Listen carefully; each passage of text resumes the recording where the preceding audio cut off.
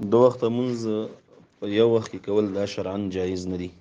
لکه د ماښام ماخوستن مونځ یو ځای کول، د ماسپښین او مازدیګر مونځ یو ځای کول دا شرعاً ناروا ده، بغیر د حج د ورځو نه. د حج موسم کې هلته د ماسپښین او مازدیګر مونځ یو ځای کیږي او د ماښام او ماخوستن مونځ، او باقي د عذر د وجې نه وي که سفر د وجې نه وي شرعاً دا ناروا ده.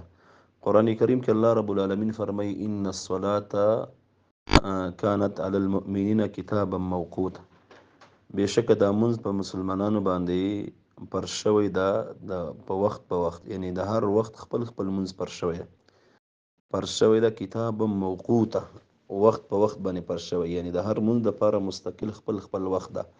د مونځ دپاره ابتدا وخت هم معلوم ده، انتها هم معلوم ده.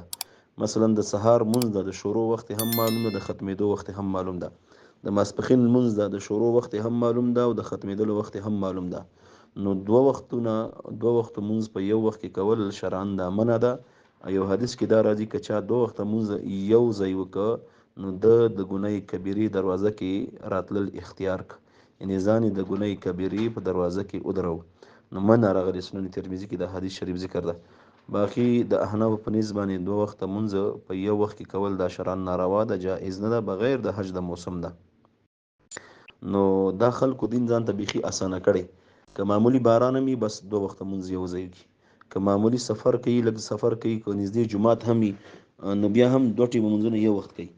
د موبایل دپاره، د فیسبوک دپاره، د انټرنیټ گیمونو دپاره، د مجلسونو دپاره، د خرافاتو دپاره وخت لري، لیکن د مونځ دپاره وخت نه وي.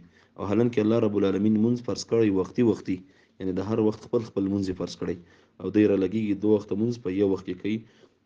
نو دا شرعاً ناروا ده. موږ خپل یو سفر باندې تللو، نو ماښام لمونځ هم چې وکړه، سلام لا نه وګرځولې پوره، د بل طرف ته چې بیا جمع ودرېدله، ما ورنه پوښتنه وکړه ما څه کوي؟ وایي موږ د ماخوستن لمونځ کوو.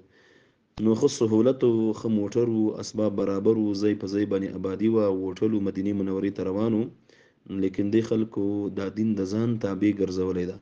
باقي د سګرټ دپاره، د نشو دپاره، د پرو دپاره، د چیلمانو د څښلو دپاره، د مجلسونو دپاره، د بنډارونو دپاره وخت وي، خو د الله رب العالمین د عبادت دپاره دی وخت نه لري.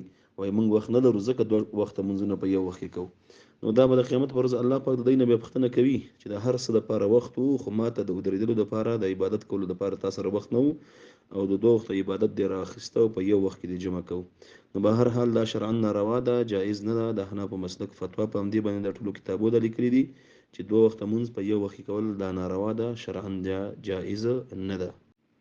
الدر المختار جلد اول صفحه 300 301 او 302. ملګرو په دې هیله چې ټول به روغ او جوړ اوسئ. تاسو هم کولی شئ چې خپلې دیني پوښتنې د ویډیو په کمنټ کې راولېږئ تر څو مفتي صاحب درته ځواب کړي. ملګرو زموږ دا پوسټونه تر نور ملګرو د ثواب په نیت شیر کوئ تر څو هر یو مسلمان د دې هر یو مسلې خبر او پوه شي. السلام علیکم.